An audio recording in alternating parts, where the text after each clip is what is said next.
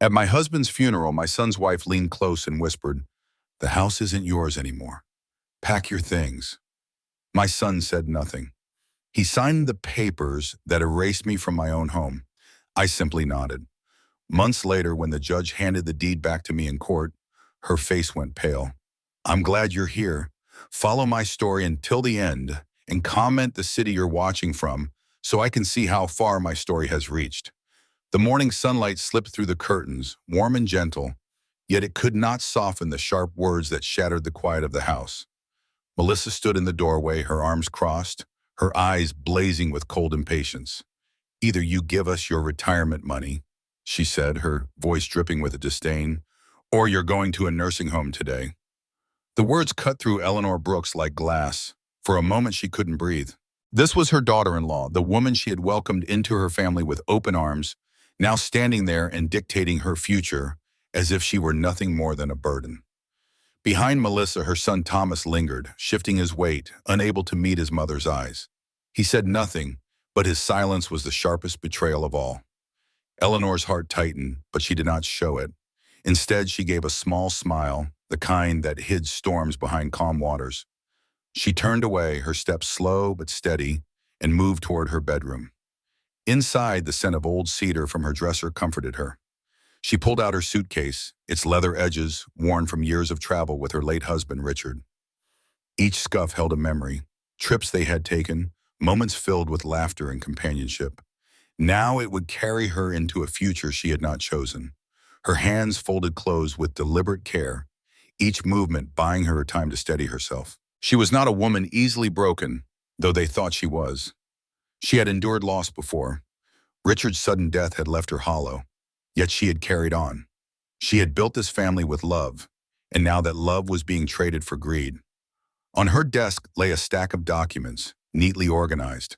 At the top was the paper that mattered most, the cancellation of Thomas and Melissa's inheritance rights. Eleanor had signed it quietly, weeks ago, with the help of her lawyer, David Parker. It was her silent rebellion, her way of saying she would not be bullied out of her dignity. She glanced at the bold black ink, her name steady at the bottom of the page. She felt the faintest spark of power return. She placed the document back into the folder, but deliberately left it behind on the desk, where they would eventually find it. Let them feel the sting of their own arrogance.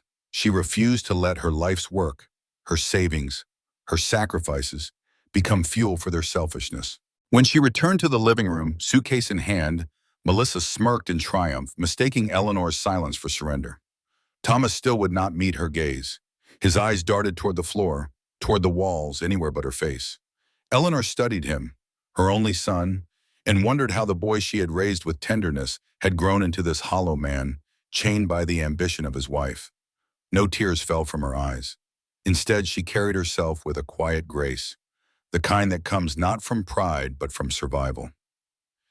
Every step toward the door was heavy with memory, the birthdays once celebrated here, the dinners around this very table, the echoes of Richard's laughter that still lingered in the corners, all of it now poisoned by this moment. As she walked out, Melissa's voice followed her like a whip. "This is for the best. You'll be taken care of, and we'll finally have some peace." Peace, the word sounded hollow, a mockery. Eleanor knew Melissa meant freedom. From her, from responsibility, from the presence of someone they saw only as an obstacle between themselves and money. The cab waited at the curb, its engine humming softly. Eleanor placed her suitcase inside, the leather creaking as it settled. She paused for one last glance at the house. The curtains swayed gently in the breeze, as if waving goodbye. She remembered planting the roses along the walkway, remembered Richard holding her hand as they planned the garden together. The blooms still stood, resilient against the late morning sun. Perhaps they too understood what it meant to survive neglect and flourish anyway. Eleanor slid into the back seat. The driver asked where she was headed, his voice kind but casual. She gave the name of the nursing home Melissa had arranged, her tone steady, betraying none of the storm inside her chest. As the car pulled away, she allowed herself a deep breath. The house shrank behind her, brick by brick, until it was only a memory. She pressed her palm against the cool glass of the window, and with that touch, she released the weight of years spent under silent tyranny. The betrayal still burned, but beneath it was something new, something she had not felt in years. Freedom. Not the freedom she had expected, not the one she had dreamed of in her younger days, but freedom nonetheless. It was sharp, uncertain, even frightening, yet it was hers. And as the city streets stretched out before her, Eleanor realized she was not walking into her end. She was walking into the beginning of a story she had yet to write. The nursing home walls were painted a pale cream, their brightness meant to suggest comfort, but Eleanor felt the weight of confinement in every corner. The hallways smelled faintly of antiseptic and lavender air freshener, a strange mix of cleanliness and forced serenity. She set her suitcase down in the room assigned to her, a modest space with a single bed, a dresser, and a window overlooking a courtyard. Outside, a maple tree reached skyward, its branches swaying with a freedom she envied. As she unpacked, memories tugged at her, pulling her backward into the life she once had. She thought of Richard, her husband, the anchor of her younger years. He had been a man of strength and kindness, someone who valued family above all else. Together they had built a life filled with laughter, small rituals, and unspoken understanding. Even after long days at work, he would bring her flowers from the market or leave her little notes on the kitchen counter. Their home had once been alive with warmth, with the certainty that love was their foundation. The day Richard died was the day the ground beneath her feet shifted forever. She had stood by his hospital bed, holding his hand as the monitors slowed, and the silence that followed had been unbearable. It was not only the loss of him, but the loss of the life they had planned together. Retirement travels, quiet mornings, evenings spent reminiscing about the past. She had thought she would live those years surrounded by the comfort of family, supported by the son they had raised. Thomas had once been that boy, full of promise, eager to help his father in the garden, quick to hug his mother without hesitation. She could still picture his smile, wide and honest, when he ran across the yard with scraped knees and muddy shoes. But that boy had grown into a man who no longer looked at her with the same warmth.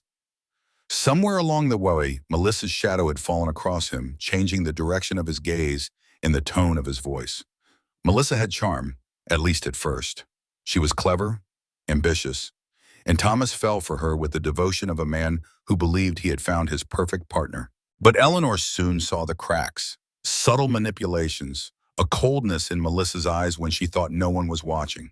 She controlled Thomas with a precision Eleanor could not break through. When Richard passed, that control only deepened, leaving Eleanor isolated in her own home. The house that had once been her sanctuary began to feel like a cage. Her steps echoed through empty rooms stripped of joy. Holidays became obligations, celebrations tainted with tension. Eleanor could no longer laugh freely at her own table. Every word she spoke was weighed, measured, often dismissed. She was a guest in the very place she had built with her own hands. Evenings were the worst. She would sit in her chair by the fireplace, a book open in her lap but unread, while Melissa's voice carried from the kitchen. The sharp, clipped tones of her commands made Thomas smaller, weaker. Eleanor listened as her son agreed to everything without resistance. His loyalty shifted away from his mother, tethered instead to the woman who saw Eleanor as nothing but an obstacle. Still, Eleanor endured. She endured because she believed in family, because she hoped Thomas would remember who he had once been. She endured because Richard's memory whispered to her in quiet moments, urging her to stay strong. Yet endurance was a heavy burden, and there were nights when she wept alone, the sound muffled in her pillow, hidden from the world that believed she was a strong matriarch. It was during one of those nights that the idea of the will came to her. She remembered Richard's words spoken long ago when they were drafting their first legal documents. Never let greed destroy the dignity of this family. Those words had lived in her heart, and they rose again when she realized Thomas and Melissa saw her not as mother and protector, but as a vault to be emptied. So she made the decision. She sought out David Parker, a lawyer she trusted, a man who had known Richard personally and who understood Eleanor's quiet strength. In his office, with shelves lined in heavy books and the faint scent of leather and ink, she signed the papers. Her hand did not tremble. She canceled their inheritance with one firm stroke of the pen. It was not revenge, it was survival, her final act of reclaiming control in a world where everything else had been stripped away. Now, as she sat in her nursing home room, She thought of that moment and the document left behind on her desk. Melissa might believe she had won, that she had pushed Eleanor into submission, but she had no idea what had already been set in motion. The room grew quiet, broken only by the distant hum of voices from the hallway. Eleanor sat on the edge of her bed and closed her eyes. She felt the loneliness pressing in, but beneath it was a flicker of something sharper. It was not quite hope, not yet, but it was resistance, a refusal to let her story end in defeat. Her life had narrowed into these four walls, but Eleanor Brooks knew she was not finished.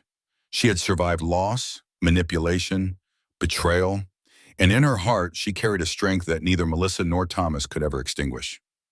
Freedom sometimes begins with betrayal.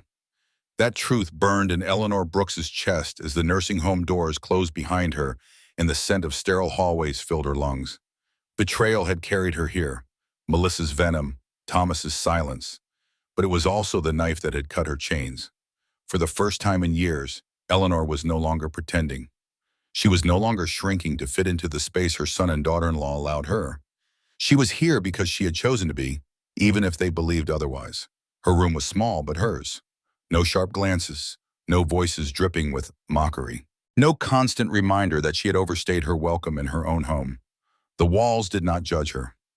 The bed creaked softly when she sat on it, welcoming her weight instead of resenting it. For once, the silence did not feel like punishment. It felt like possibility. The first days were difficult. Meals were served on trays. Strangers shuffled down the halls with walkers, and the television in the common room droned endlessly. Eleanor felt out of place, a woman who still carried the memory of a bustling house filled with roses and sunlight. Yet, as she walked past the courtyard one afternoon, the sight of a young nurse kneeling beside an old man caught her attention. The nurse was Anna Carter, her dark hair pulled back neatly, her eyes lit with warmth. She laughed softly as she listened to the old man, not rushing him, not dismissing his slow words. That laugh carried something Eleanor hadn't heard in a long time, patience laced with genuine care. It reminded her of how Richard once looked at her, how he listened with his whole heart. Anna noticed Eleanor standing nearby and smiled. "Would you like to join us?" she asked gently, as though inviting her into something more than just a conversation. Eleanor hesitated, her instinct telling her to stay reserved, to guard herself. But Anna's presence had a way of softening the hard edges. She nodded and sat beside them. The old man, Harold, shared stories of his youth, nights of jazz clubs, stolen kisses under street lamps, the kind of wildness that Eleanor had once admired but never dared herself. Listening, she realized that even within these walls, life still whispered. Later that evening, Eleanor found herself journaling again. She hadn't touched her leather-bound notebook in years. Her pen moved across the paper, clumsy at first, then steadier, as she poured out her anger, her grief, and the flicker of strength that Melissa could never kill. She wrote about Richard, about his garden, about Thomas's small hands clutching hers when he was a child. And she wrote about betrayal, not as an ending, but as the cruel hand that had pushed her into something new. Days turned into weeks. She began to notice details she once ignored. The maple tree outside her window, its leaves shifting with the seasons, the way Anna always took an extra moment with each resident, never treating them like burdens, the sound of laughter echoing from the dining hall when old friends told the same stories for the 100th time. Eleanor began to breathe differently, less shallow, less burdened by the weight of being unwanted. Melissa and Thomas visited once, striding in with false smiles stretched too thin. Melissa placed a box of cookies on the dresser, unopened, her voice syrupy with feigned sweetness. "We just want to make sure you're comfortable," she said, glancing around the modest room with poorly hidden disdain. Eleanor simply nodded. She did not need their performance. She knew why they had come, to confirm that she was indeed where they had left her, tucked away, powerless. But they didn't know about the document sitting on her desk at home. They didn't know about the lawyer who had already sealed their fate. Watching them pretend concern, Eleanor felt a strange calm wash over her. For once, she was not afraid of their presence. They could not touch her here. That night, when the home grew quiet and the hum of the heating vents lulled most residents to sleep, Eleanor sat by her window and whispered to herself, "I am not gone. I am beginning." The betrayal had carved a wound, but through it, she found space to breathe. Through it, she was rediscovering pieces of herself she had buried, her resilience, her dignity, her right to a life that was her own. And this, she knew, was only the beginning. So stay with me, because the story doesn't end here. It has just begun. If you feel the pull of Eleanor's fight, if her voice is echoing in your own heart, don't forget to like, share, and subscribe. Her battle is our reminder that freedom, no matter how late it arrives, is worth everything. The days began to fall into a rhythm. Morning sunlight stretched across Eleanor's window, painting soft golden lines on the floor. Nurses wheeled carts down the hallway, the clinking of dishes and the murmur of greetings filling the air. Eleanor found herself moving through these routines with a quiet acceptance, though her heart still ached with the hollow absence of home. At first, she resisted the communal dining room. The idea of sitting among strangers, sharing bland meals beneath fluorescent lights, felt like another reminder of what she had lost. But Anna Carter had a way of convincing her without force. One afternoon, the young nurse knocked lightly on Eleanor's door, her smile gentle. "The apple pie today isn't half bad. Come with me, and I'll save you a slice before Mr. Jenkins hoards them all." Eleanor chuckled despite herself.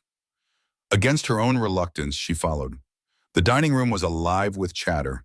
Old men argued over baseball, women compared knitting patterns, and someone hummed a hymn near the far table. It wasn't home, but it wasn't emptiness either. When the pie came, sweet, flaky, and surprisingly warm, it pulled a memory from deep within her. Richard's hand guiding hers as they baked together on autumn afternoons, flour dusting their noses. The more she allowed herself to step into these moments, the less she felt invisible.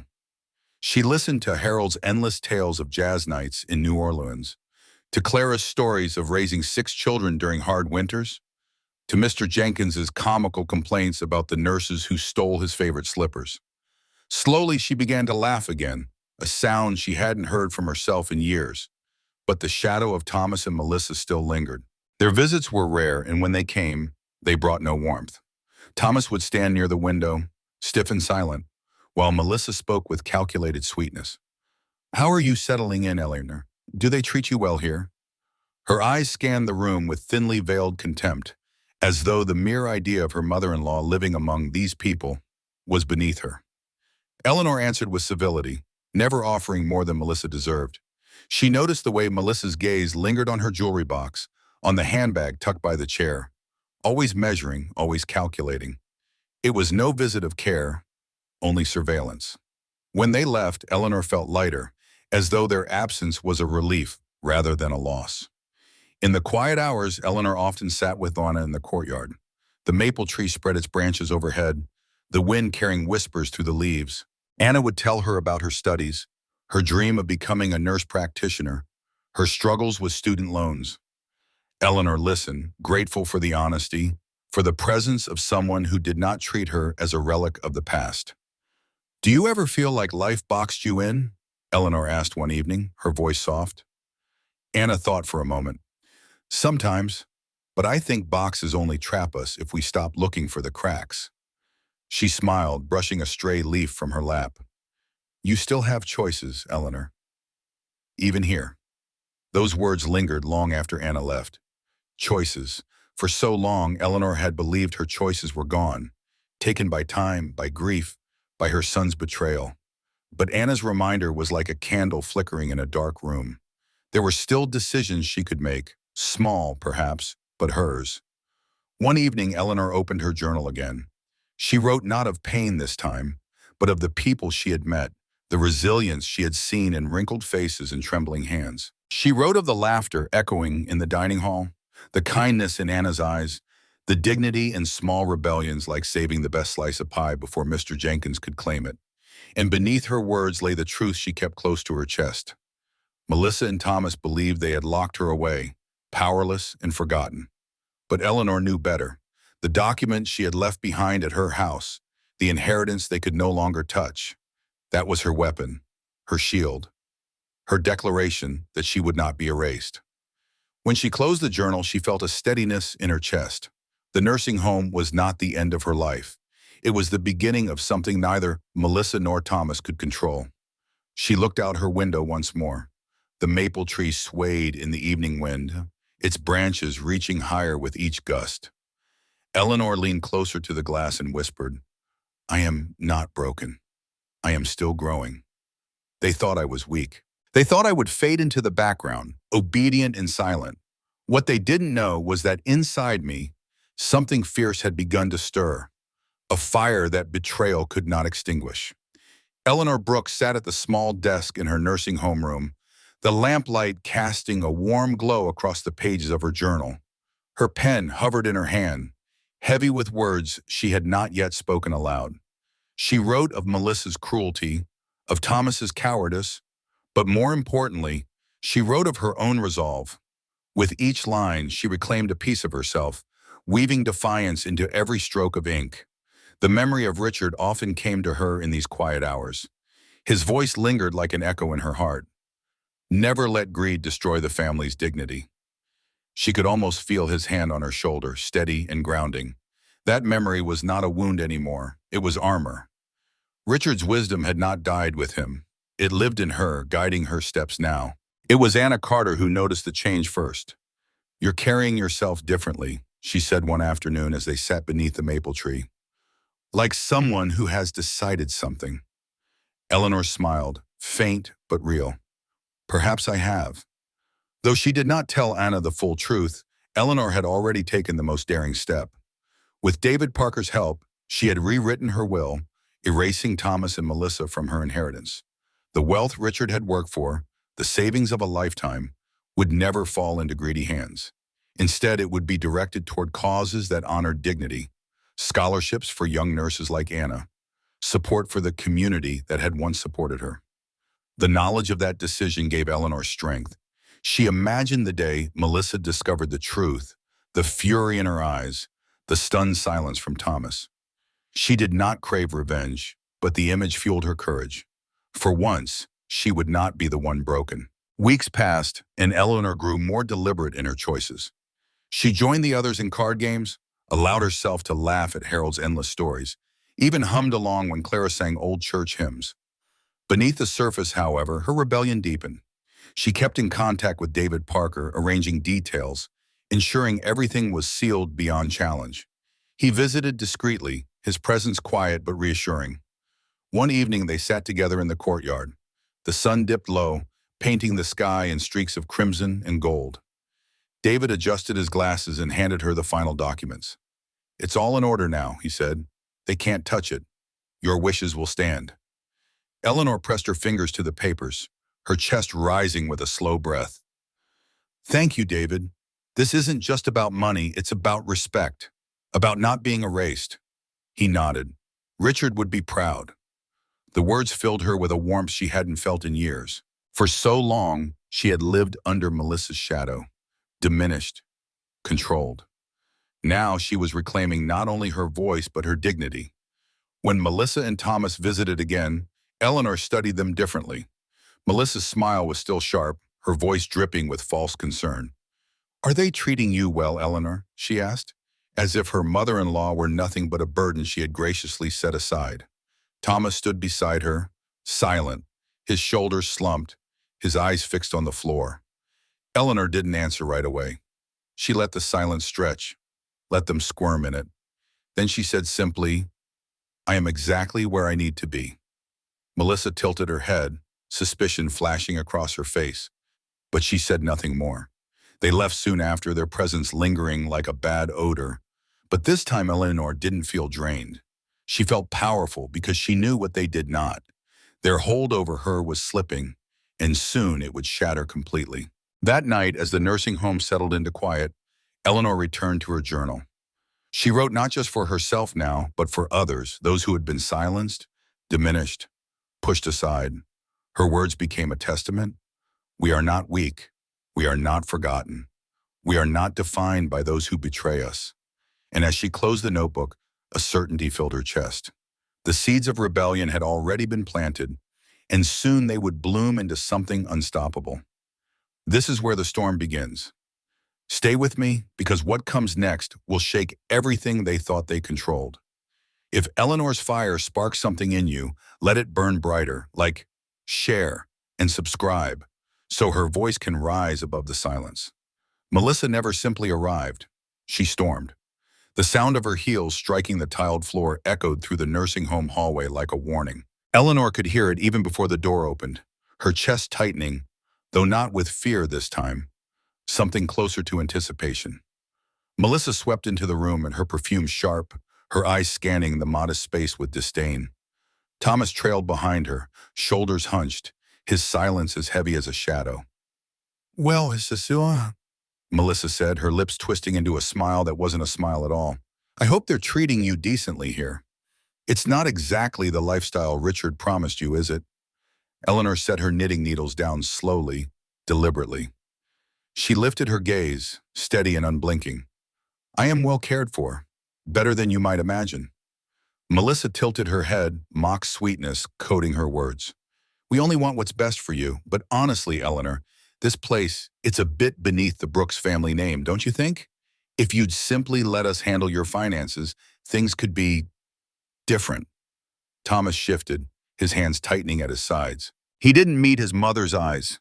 His silence spoke more than words ever could. His loyalty was already sold, bound by Melissa's grip. Eleanor leaned back in her chair, folding her hands in her lap. For years, she had cowered before Melissa's barbed remarks. Let them pierce her confidence. Let them dictate the terms of her existence. But not today. "My finances," she said, her voice calm but iron beneath, "are mine to handle. And my dignity is not yours to bargain with." For a flicker of a second, Melissa's eyes hardened, the mask slipping. She recovered quickly, though, laughing softly. "You sound so certain, almost as if you've made plans without us." Eleanor let the silence linger, savoring the power in it. She could feel Richard beside her, his presence like a steady flame. Melissa's words no longer stung. They only revealed her hunger, her desperation. "Thomas," Eleanor said suddenly, her eyes fixing on her son. His shoulders jerked as if her voice had startled him. "Do you believe this is what your father would have wanted? That I should be cornered into submission?" Thomas's mouth opened, but Melissa's hand brushed his arm, silencing him. He lowered his gaze again, shame coloring his face.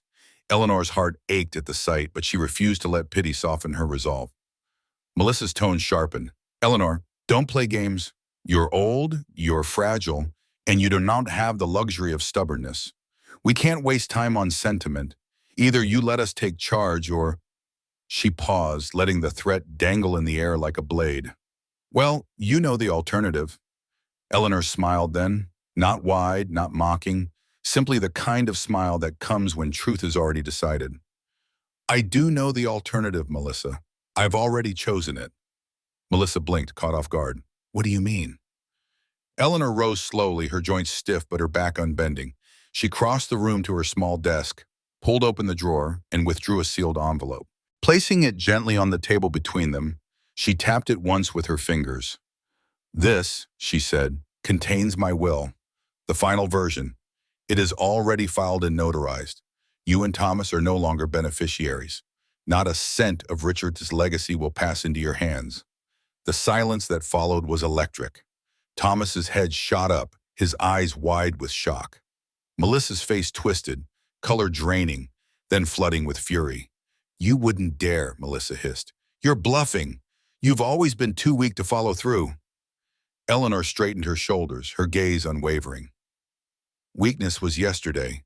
Today, I stand on my own terms." Melissa snatched the envelope, ripping it open, scanning the pages with trembling hands. The truth stared back at her in bold ink, every signature undeniable. She slammed the papers back onto the table, her voice rising. "You'll regret this! Do you hear me, Eleanor? You'll regret it when you're left with nothing but strangers to take care of you." Eleanor's smile deepened, calm and resolute. "Strangers have shown me more kindness than you ever have. I would rather live with dignity among strangers than surrender my soul to family poisoned by greed." Melissa's fury cracked into silence. For the first time, she had no retort. She turned sharply, heels striking the floor like gunfire, dragging Thomas in her wake. As the door slammed shut, Eleanor's body trembled, not with fear, but with release. The storm had come and passed, and she had not broken. She sank into her chair, pressing a hand over her heart. whispering softly to the memory of Richard. "We did it, love. I finally did it." The tears that fell were not bitter this time. They were cleansing. She had faced the monster head-on and emerged whole. The fire inside her, once a flicker, now burned steady and bright. And this was only the beginning. Stay close, because the fallout from this confrontation will change everything. If you believe Eleanor's strength deserves to be heard, let her voice echo further, like, share, and subscribe so the world knows she refused to be silenced. The silence after Melissa's stormy exit clung to the room like a heavy mist. Eleanor sat still, her hand resting lightly on the envelope Melissa had torn open, the pages scattered like leaves after a gale. Her heart still beat hard, not with fear, but with an exhilarating clarity. For the first time in years, she had not yielded. Outside her window, the late afternoon sun bled gold across the sky, bathing the nursing home garden in a tender glow. Children's laughter floated up from a distant playground, reminding Eleanor that life, real, untainted life, still existed beyond Melissa's threats and demands. But the fallout came quickly. The very next morning, the nursing home director visited her room. His face was polite but drawn, his words measured. "Mrs. Brooks, I received a call from your daughter-in-law. She expressed concerns about your mental capacity to make legal decisions." Eleanor's stomach tightened. She had expected retaliation, but the swiftness of Melissa's strike was breathtaking. "And what do you think?" she asked, keeping her voice steady. The director hesitated. "I think you are lucid, but these matters can escalate." She hinted at pursuing guardianship. Guardianship. The word stung. It was Melissa's way of saying, if I cannot take your money by charm, I'll take it by law. That night, Eleanor barely slept. Richard's photograph sat on her nightstand, his smile frozen in time. She whispered into the dark, "They want to strip me of everything, even the right to choose my own life." But despair didn't settle this time. A spark had taken root in her chest. She was not the frail woman Melissa believed her to be. She had allies, unexpected ones. 2 days later, Clara, the young nurse with kind eyes and a quiet strength, lingered after checking Eleanor's vitals. "I heard what happened," Clara said softly. "You don't deserve this, Mrs. Brooks. You have more support here than you realize." Eleanor's throat tightened with gratitude. "Support won't stop Melissa's lawyers." "Maybe not," Clara replied, "but truth will. If they try to claim you're unfit, we'll testify. Everyone here knows your mind is sharp." It was the first time in months Eleanor felt the warmth of community, the reminder that kindness still had a place in her world. Then came the letter, delivered not by Melissa but by Thomas. He arrived alone, shoulders slumped, eyes hollow. He placed the envelope on her bedside table without a word. "Sit, Thomas," Eleanor said gently. He did, sinking into the chair like a man carrying invisible chains. "I didn't know she'd go this far," he whispered. His voice cracked, boyish and broken. "She says we're drowning in debt, that your money is the only way out. I wanted to believe her, but seeing you stand against her, I realized how much I've betrayed you." Eleanor studied her son, her heart aching.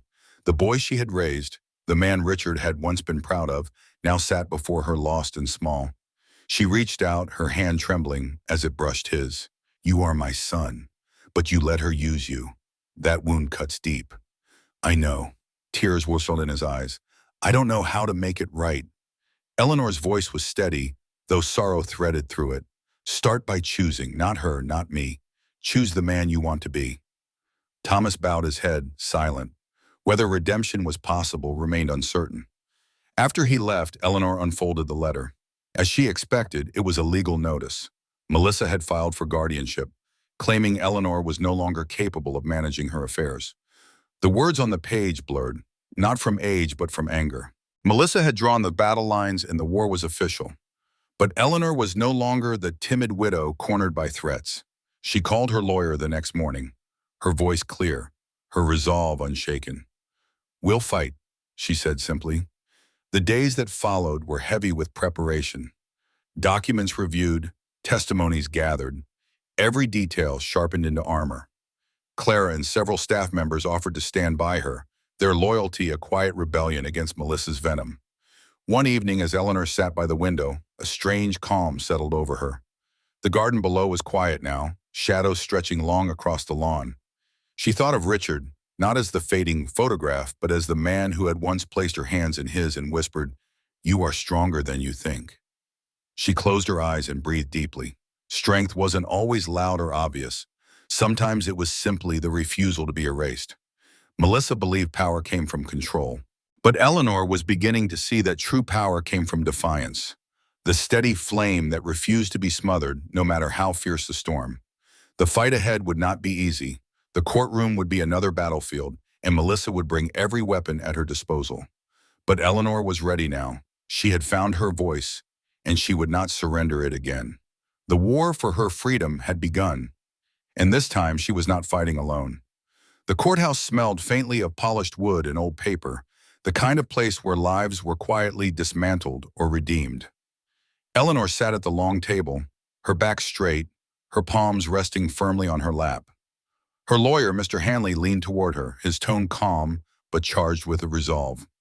"Remember, Mrs. Brooks, speak the truth as you always do. They'll try to provoke you.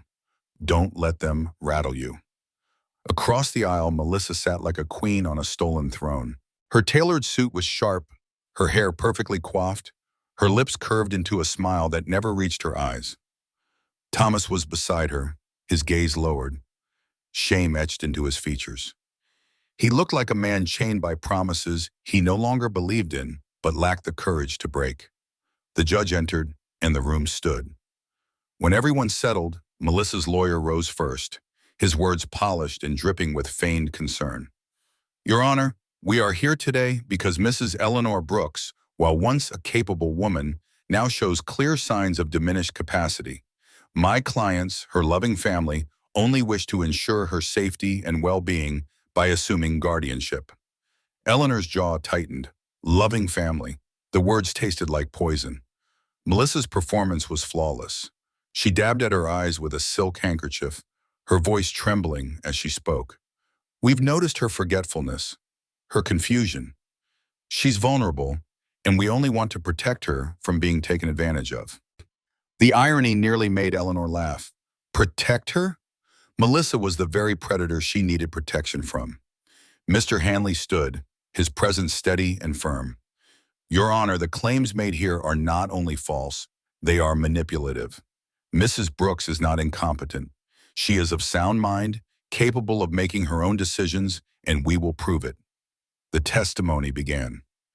Melissa spun tales of Eleanor misplacing checks, of repeating stories, of once leaving the stove on, fabrications sprinkled with half-truths designed to stick like burrs. Each word painted Eleanor as fragile, feeble, a relic losing her grip on reality. When Eleanor took the stand, the courtroom hushed. She felt the weight of every eye on her, but instead of fear, a surprising calm washed over her. She adjusted her glasses, folded her hands, and spoke with a voice that carried the quiet authority of a life fully lived.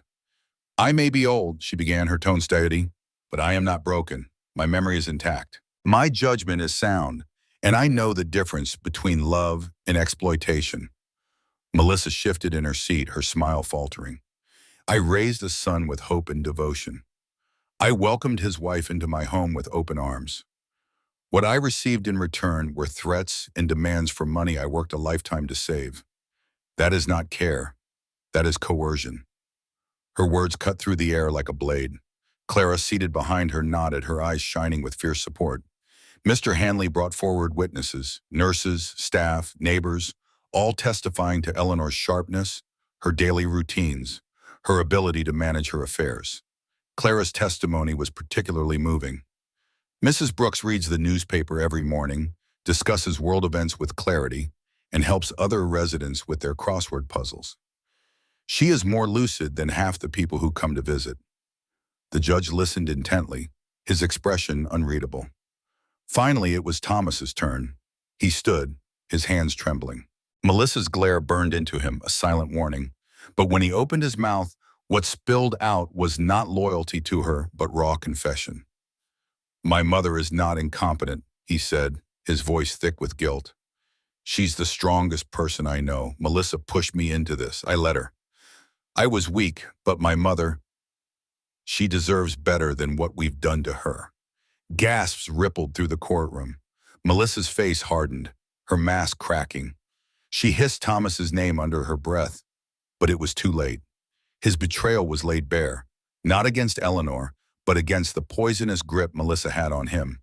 The judge leaned forward, his gavel tapping lightly. I have heard enough. The petition for guardianship is not only denied, but I find the attempt deeply troubling. Mrs. Brooks, your independence is secure. As for you, Mrs. Whitman, he turned a cold gaze toward Melissa. I strongly advise you to reflect on the definition of care before you claim to embody it again. The gavel struck, final and firm. The sound rang in Eleanor's chest like a bell of freedom. Melissa stormed out of the courtroom, her heels clicking like gunshots against the floor. Thomas lingered, his shoulders heavy, his eyes pleading for forgiveness that Eleanor could not yet give. She turned away, not out of cruelty, but out of the strength it took to finally choose herself. Outside, the sky was a brilliant blue, the kind of sky that promised new beginnings. Clara walked beside her, quiet but steadfast. Eleanor lifted her face to the sun, her heart lighter than it had been in years. She had defended her freedom, her dignity, her right to live on her own terms.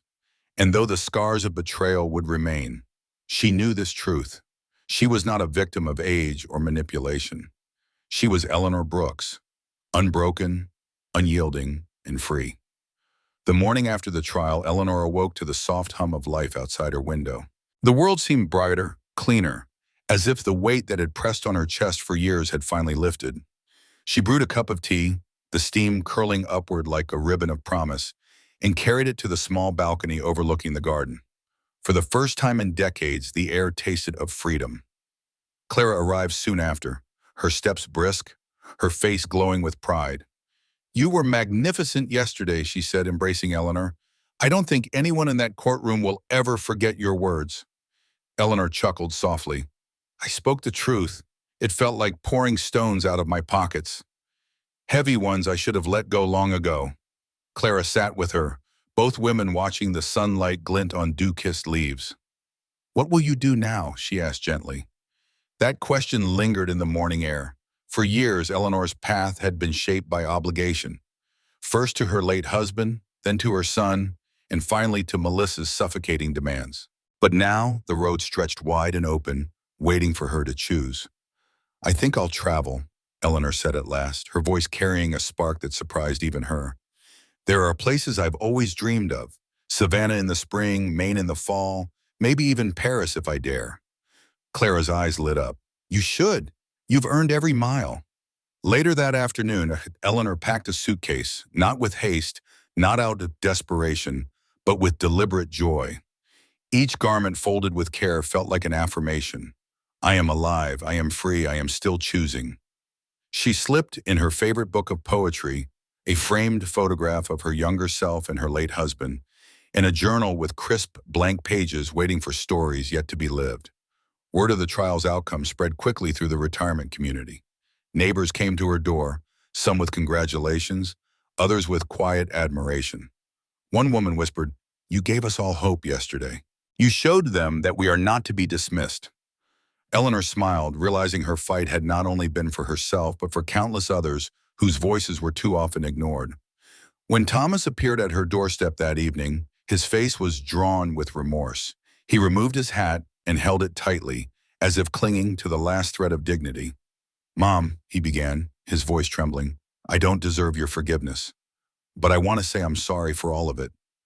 Melissa, she twisted me. I let her. I thought I was protecting my family, but I was destroying my own." Eleanor studied him, her heart torn between ache and resolve. She saw the boy he had been, the man he had become, and the weakness that had nearly cost them everything.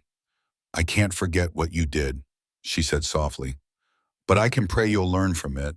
Forgiveness isn't a gift I can hand over today. It's something you'll have to earn, little by little." Tears welled in his eyes. He nodded, accepting the truth like a man finally stripped of illusions. "I'll try, Mom. I promise I'll try." When he left, Eleanor closed the door gently, leaning against it with a sigh. There was sorrow, yes, but there was also relief. She had spoken her truth once again. This time not in a courtroom, but in her own home, on her own terms. The next morning, suitcase in hand, Eleanor walked through the lobby of the community center. Clara was waiting by the door, waving with a smile that held no pity, only admiration. "Ready for your adventure?" Clara asked. "Ready," Eleanor answered, her grip firm on the handle. Outside, a cab waited to take her to the train station. The sky stretched wide, painted in shades of gold and lavender, a canvas of possibility. Eleanor paused before climbing in, taking one last look at the building that had sheltered her through betrayal, confrontation, and triumph. She was no longer the woman who had arrived there frightened and uncertain, clutching her savings like a shield. She was a woman reborn, her spirit unshackled, her path her own. As the cab pulled away, Eleanor opened her journal and wrote the first line with steady hands. "This is not the end of my story. This is where I begin again." The train whistle echoed in the distance, a song of departure, of freedom, of life yet to be lived. Eleanor Brooks smiled, her heart beating strong and sure, carrying her forward into a future she had finally claimed as hers.